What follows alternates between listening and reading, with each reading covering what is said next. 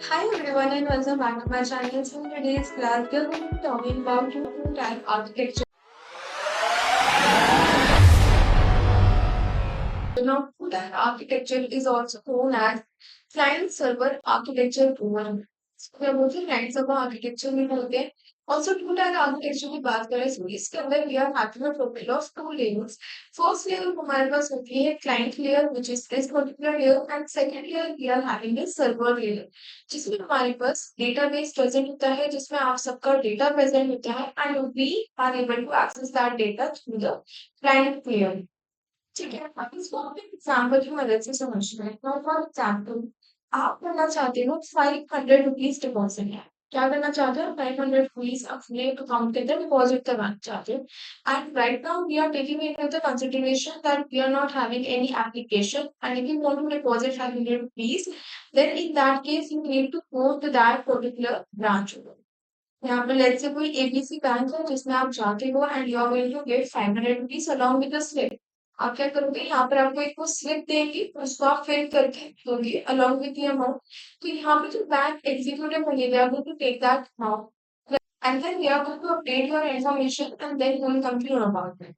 तो यहाँ पर हो क्या रहा है बेसिकली, आप बैंक में गए बैंक एग्जीक्यूटिव के पास. Now the bank executive is sitting on this client. क्या हो रहा है यहाँ पर? बैंक एग्जीक्यूटिव जो है वो इस क्लाइंट लेयर के ऊपर प्रेजेंट है and through this layer only they are able to access your data through the server. आपकी कुछ इंफॉर्मेशन है तो यहाँ से जाएगी सबसे पहले रिक्वेस्ट. आपने यहाँ पर कुछ ना कुछ रिक्वेस्ट करी जो कि सर्वर के पास आई. अब सबसे पहले तो ये चेक होगा कि जो आप रिक्वेस्ट कर रहे हो, आपका जो भी नेम है, क्या उस नेम की इंफॉर्मेशन, उस नेम से रिलेटेड इंफॉर्मेशन क्या डेटाबेस के अंदर प्रेजेंट है, क्या वो एग्जिस्ट करता है नेम. फॉर एग्जाम्पल, अगर आपने एबीसी बैंक में अकाउंट ही नहीं खुलवाया, फॉर एग्जाम्पल आपका अकाउंट किसी डी बैंक के अंदर है, तो अगर आप एबीसी बैंक में जाओगे, that is not making any sense.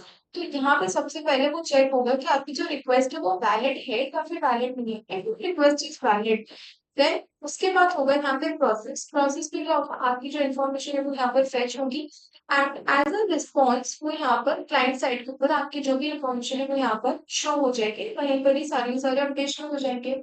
So here, in order to access the information or to get some work done, you need a bank executive, the person, the intermediator who is going to update the information for you. अब यहाँ पर जो bank executive है, what they are doing, they are accessing the database server directly. यहाँ पर क्या हो रहा है? आपके उन्होंने इन्फॉर्मेशन एंटर करी एंड डायरेक्टली यहाँ पर सर्वर से कनेक्शन दे हो रहा है थ्रू द एपीआईस. यहाँ पर हम एपीआईस को भी यूज करें, एप्लीकेशन प्रोग्रामिंग इंटरफेस को भी यहाँ पर यूज करें, तभी यहाँ पर एक कनेक्शन स्टैब्लिश हो पा रहा है. अब यहाँ पर क्या हो रहा है? जो बैक की scheme level, they are directly able to access the server, which is a major point.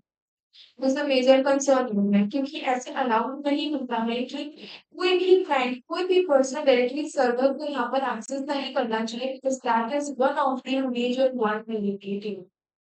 Now, if we discuss about the advantages as well as the disadvantages of this, so advantages हमारे पास होती है that this is a simple architecture. इसका जो architecture है that is quite simple. We are just having two layers over here. सबसे first layer हमारे पास client layer होती है, सेकंड लेयर हमारे पास यहाँ पर डेटाबेस सर्वर की लेयर होती है. ठीक है, अब अगर सिंपल आर्किटेक्चर है तो जो मेंटेनेंस होता है, मेंटेनेंस भी इसका कंपैरेटिवली इजी रहता है. ठीक है, सिंपल आर्किटेक्चर रहेगा तो रन आसान मेंटेन करना रहेगा. लेकिन यहाँ पर we are having disadvantages as well. अगर यहाँ पर देखें क्लाइंट्स, तो we are having very limited number of clients. अगर आप किसी बैंक में जाते हो तो we are having some limited number of executives, let's say 3 executives here, and they are the only ones who are going to access the server over there. वही आपकी information को यहाँ पर एक्सेस कर सकते हैं. अगर आपको कुछ भी काम है तो आपको तीनों किसी को यहाँ पर जाकर अपना कंसर्न शेयर करना होगा. Now at a single point of time it is not possible कि सिर्फ आप ही प्रेजेंट हो सकते, बहुत सारे लोग प्रेजेंट हैं. तो यहाँ पे we are having limited number of clients over here जिनके पास वो एक्सेस है कि वो यहाँ पर डेटाबेस को एक्सेस कर सकते हैं. सो यहाँ पर अगर हम बोले, so it is having limited clients and limited clients के साथ साथ we are having limited access also. मतलब कि जो बैंक के ऑथराइज्ड पर्सन्स होंगे, सिर्फ उन्हीं को ही तो अलाउड होगा that yes you can access the server on your bank. ठीक है, now let's talk about the disadvantage. Disadvantages first में आती है सिक्योरिटी। अभी अभी हमने बात करी कि the client is able to access the server directly which is a major vulnerability. ये चीज नहीं होनी चाहिए। हम इसको ऐसे समझ सकते हैं कि जैसे आपका मेल आईडी, ठीक है, आपका यहाँ पर मेल आईडी है, मेल आईडी के साथ साथ अगर आप कहीं पर भी कोई भी अकाउंट क्रिएट करते हो तो आपको वहां पर मुझे तो एंड होती है पासवर्ड एज वेल।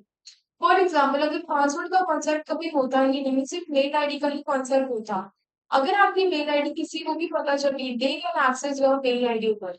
आपने अपने फ्रेंड को बताया, आपका फ्रेंड आपके मेल आईडी को एक्सेस कर रहा है, आपने कहीं पर कोई फॉर्म फिल करा, वहां पर अगर आपको मेल आईडी डाली, so they are also access the mail ID. So that is a vulnerability over. तो वैसे ही हम समझ सकते हैं क्लाइंट एंड सर्वर। क्लाइंट यहाँ पर डायरेक्टली सर्वर को एक्सेस कर रहा है विच इज अ वल्नरेबिलिटी, जो कि यहाँ पर नहीं होना चाहिए। जैसे मेल आईडी के साथ हमें पासवर्ड जरूरी होता है, उसी तरीके से सर्वर को यहाँ पर हमको प्रोटेक्ट करके रखना पड़ता है फ्रॉम अनऑथोराइज एक्सेस ओवर पर। जहाँ पे किसी भी तरीके का अनऑथोराइज एक्सेस यहाँ पर नहीं होना चाहिए। So for that we need to protect the server. ठीक है, तो फर्स्ट चीज तो आगे की वही वहां पर सिक्योरिटी नहीं होती है। सेकंड, अगर हम बात करें scalability. Now, if you talk about the scalability over here, so we are having n number of users over here. We are having so many users. लेकिन अगर हम clients की बात करें तो clients तो हमारे पास limited है। अब ये जो हमारे पास n number of users है, ये क्या चाहते हैं? अपना डेटा एक्सेस करना चाहते हैं at any location। Location dependent नहीं होना चाहिए, टाइम डिपेंडेंट नहीं होना चाहिए। किसी भी टाइम पे वो अपने एक्सेस कर सकते हैं डेटा को at the amount of data, वो कितना भी डेटा यहाँ पर एक्सेस कर सकते हैं। लेकिन क्या ये चीज हम टू टायर आर्किटेक्चर में कर सकते हैं? नहीं कर सकते। इसके लिए हमको क्या करना पड़ेगा? Taking on with bank example again, तो हम दोबारा से बैंक में ही जाना पड़ेगा। जो भी हम काम कर रहे हैं हमको भी किसी के थ्रू यहाँ पे करना पड़ेगा। ठीक है, अगर हमको बैलेंस जानना है लेट्स से, तो वो भी हमको एग्जीक्यूटिव के थ्रू ही यहाँ पर जानना पड़ेगा। So there is no scalability over here. हम कभी भी कहीं पर भी अपना डेटा यहाँ पर एक्सेस नहीं कर सकते। This is a major concern over here. Now हमेशा हमारे पास कभी भी अगर डिसएडवांटेजेस आती है तो हमारे पास एक न्यू मॉडल जरूर आता है जो कि डिस्कस करता है about its disadvantages as one of the advantages. ऐसे ही हमारे पास होता है three tier architecture. Three tier को हम नेक्स्ट वीडियो के अंदर कवर करेंगे। So yeah that's all for today. Subscribe the channel if you are new to the channel and don't forget to hit the bell icon. Also, if you are having any doubt in today's lecture or in any of the previous lectures, you can enter in the comment section and I will clear your doubts. Thank you so much, and I'll meet you in the next video.